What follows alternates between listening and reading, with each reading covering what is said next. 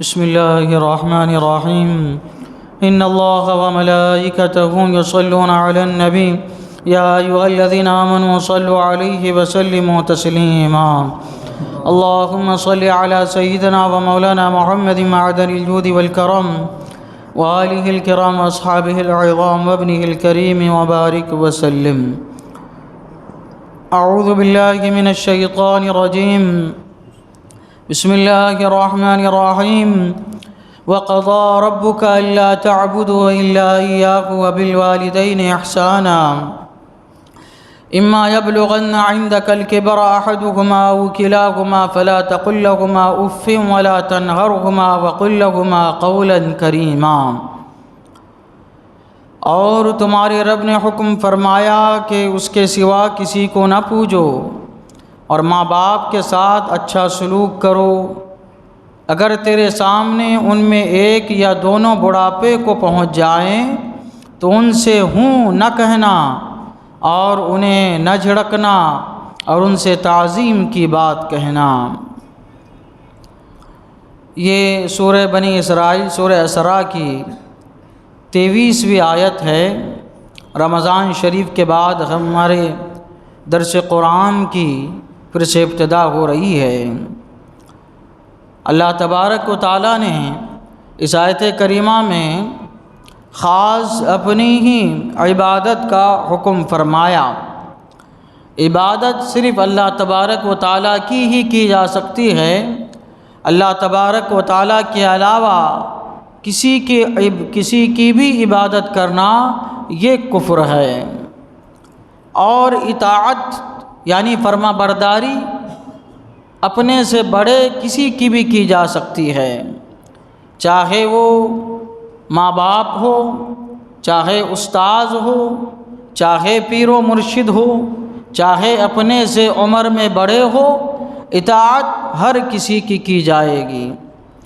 اور اتباع یعنی کسی کے نقش قدم پر چلنا، آنکھ بند کر کے کسی کے نقش قدم پر چلنا، اس کو کہتے ہیں اتباع. یہ صرف حضور صلی اللہ علیہ وسلم کے ساتھ خاص ہے کہ آنکھ بند کر کے آپ کے قول کو ماننا، آپ نے جو کیا اس پر عمل کرنا، یہ ہے اتباع. اللہ تبارک و تعالیٰ فرماتا ہے تمہارے رب نے حکم فرمایا کہ اس کے سوا کسی کو نہ پوجو. وبالوالدین احسانا، اور ماں باپ کے ساتھ اچھا سلوک کرو. حقیقی خالق، حقیقی رب اللہ تبارک و تعالیٰ ہی ہے. اللہ تبارک و تعالیٰ نے حقیقی اعتبار سے ہم کو پیدا فرمایا، لیکن ہمارے والدین اللہ تبارک و تعالیٰ کی قدرت کا مظہر ہے. خالقیت کا یہ مظہر ہے کہ اللہ تبارک و تعالیٰ نے ہمارے والدین کو ہمارے اس دنیا میں آنے کا ذریعہ بنایا ہے. اللہ تبارک و تعالیٰ نے اس لیے اپنی عبادت کے بعد اب ہمارے والدین کے ساتھ ہمیں اچھا سلوک کرنے کا حکم فرمایا کہ اگرچہ میں حقیقی خالق ہوں لیکن تمہیں دنیا میں وجود بخشنے والے تمہارے والدین ہیں، یہ سبب ہے. لہذا جس طرح تم میری عبادت کرتے ہو اسی طرح تم اپنے والدین کی اطاعت و فرما برداری کرتے رہنا. اللہ تبارک و تعالیٰ نے فرمایا تمہارے رب نے حکم فرمایا کہ اس کے سوا کسی کو نہ پوجو اور ماں باپ کے ساتھ اچھا سلوک کرو، ماں باپ کے ساتھ احسان کرو، ماں باپ کے ساتھ اچھا سلوک کرو. اب آپ بتائیے ماں باپ کون ہیں؟ ماں باپ وہ ہے جو ہمارے دنیا میں آنے کا ذریعہ بنے. دنیا میں آنے کا ذریعہ بنے، چاہے ہمارے والدین نیکوکار ہو یا بدکار ہو، چاہے ہمارے والدین مسلمان ہو یا کافر ہو، سب کے لیے حکم یہ ہے کہ اپنے والدین کی اچھی باتوں میں، مباح باتوں میں ان کی اطاعت و فرما برداری کرے.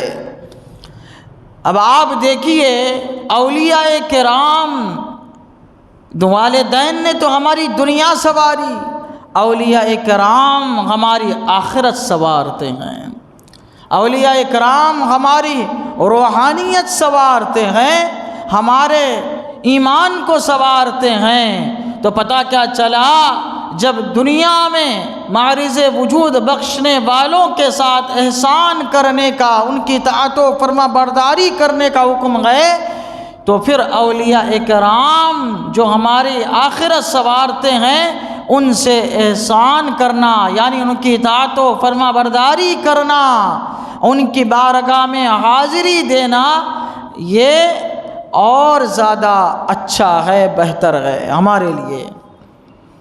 اللہ تبارک و تعالیٰ نے فرمایا والدین کے ساتھ احسان کرو۔ پھر اللہ تعالیٰ فرماتا ہے اما یبلغن عندک الکبر احدہما او کلاہما فلا تقل لہما اف، اگر تیرے سامنے ان میں ایک یا دونوں بڑھاپے کو پہنچ جائے تو ان سے ہوں نہ کہنا، اف تک نہ کہنا۔ اللہ تبارک و تعالیٰ فرماتا ہے جب بڑھاپے کو پہنچ جائے، بڑھاپے کی قید کیوں ہے؟ کیا پھر وہ جب جوان ہو، تندرست ہو، تب ان کی اطاعت و فرما برداری نہیں ہے؟ کیا صرف بڑھاپے میں ان کی اطاعت و فرما برداری کرنا ہے؟ نہیں، ایسا نہیں، بلکہ والدین جب بوڑھے ہو جاتے ہیں تو ان کو ہمارے خدمت کی زیادہ ضرورت ہوتی ہے بالمقابل جوانی کے۔ جوانی میں وہ اپنے کام خود کر لیتے ہیں، لیکن بڑھاپے میں ان کو ہماری خدمت کی ضرورت ہوتی ہے۔ اس لیے اللہ تبارک و تعالیٰ خاص طور سے بڑھاپے کا ذکر فرما رہا ہے۔ جیسا کہ ہم جب چھوٹے تھے تو ہم کو ہمارے والدین کی سخت ضرورت تھی، بغیر والدین کے ہم کچھ نہیں کر سکتے تھے، ہمارے والدین کے بغیر ہم کروٹ بھی نہیں بدل سکتے تھے۔ پھر ایک موقع آیا کہ ہم رینگنے لگے، چل نہیں سکتے تھے، والدین نے چلایا۔ ایک موقع آیا کھا نہیں سکتے تھے، ہمارے والدین نے ہم کو کھلایا۔ یعنی ہم اپنے کروٹ بدلنے میں بھی والدین کے محتاج تھے۔ ایک وقت ہم پر ایسا گزرا، والدین نے ہم کو پالا پیار سے، محبت سے، رحم سے پالا ہم کو، اور ایک وقت ایسا آیا کہ ہم خود سے چل سکتے ہیں، خود سے بول سکتے ہیں، خود سے کھا سکتے ہیں۔ تو اب ہمارے والدین کو ہمارے پرورش کی اتنی زیادہ ضرورت نہیں ہے، کیونکہ ہم اپنے کام خود کر رہے ہیں۔ تو اللہ تبارک و تعالیٰ اسی لیے فرما رہا ہے کہ وہ جوانی میں تو وہ اپنے کام خود کر سکتے ہیں، لیکن خاص طور سے جب وہ بوڑھے ہو جائیں تو تم اپنے بچپن کے حقوق کو ادا کرنا۔ جس طرح انہوں نے تمہارے حقوق ادا کیے، ویسے تم جوان ہو، تمہارے والدین بوڑھے ہو گئے ہیں، تو اب ذمہ داری ہے کہ اپنے والدین کے حقوق کو تم ادا کرو، چاہے جوان ہو چاہے بوڑھے ہو، جب بھی ضرورت ہو ہمارے خدمت کی، احسان حسن سلوک کی، ہمارے اوپر فرض ہے کہ ہم اپنے والدین کے ساتھ حسن سلوک کریں۔ فرماتے ہیں بزرگان دین، نفل نماز پڑھنے، نفل روزہ رکھنے، نفلی حج کرنے سے افضل ہے والدین کی خدمت کرنا۔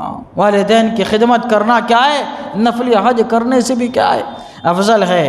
اللہ تعالیٰ فرماتا ہے انہیں اف تک نہ کہنا، یعنی ہر وہ چیز جو ان کے تکلیف کا سبب بنے، باعث بنے، جن سے ان کے دل کو ٹھیس پہنچے، اس سے بھی کیا ہے؟ ہمیں رکنا ہے۔ وہ بھی لفظ، وہ بھی حرف ہم اپنی زبان سے ادا نہیں کر سکتے، اور انہیں نہ جھڑکنا۔ تم کو کیا معلوم دنیا کہاں سے کہاں پہنچ گئی ہے، تم کو سمجھتا نہیں ہے، یہ اس طرح کی باتیں نہیں کہنا، جھڑکنا نہیں۔ وَقُلْ لَهُمَا قَوْلًا كَرِيمًا، اور ان سے ہمیشہ تعظیم کی بات کہنا۔ یعنی مطلب یہ ہے کہ ان کے سامنے جب گفتگو کرے تو ان کی آواز کے سامنے اپنی آواز کو پست رکھے، ان کی بات پہ لبیک کہے، اور ان کی بات کو ہمیشہ ماننے کی کوشش کرے۔ اگر کوئی ایسی بات ہے تو ان کو سمجھائے کہ نہیں اس طرح نہیں، ہمیں اس طرح کرنا چاہیے، اس طرح کریں گے تو ہمارے لیے زیادہ بہتر ہوگا۔ ایک دم ان کا انکار کرنا کہ نہیں یہ صحیح، میں یہ نہیں کروں گا، میں ایسا نہیں کروں گا، یہ کیا ہے؟ غلط ہے۔ ایسی بات کرنا کہ ان کا دل خوش ہو، یہ ہمارے اوپر کیا ہے؟ فرض ہے۔ اللہ تعالیٰ کی بارگاہ میں دعا ہے کہ مولا تعالیٰ ہم سب کو اپنے والدین کی کما حقہ خدمت کرنے کی اور ان کی اطاعت و فرما برداری کرنے کی توفیق عطا فرمائے۔ اشہد ان لا الہ الا اللہ واشہد ان محمدا عبدہ ورسولہ وصلی اللہ تعالی علی سیدنا محمد وعلی آلہ وصحبہ اجمعین برحمتک یا ارحم الراحمین۔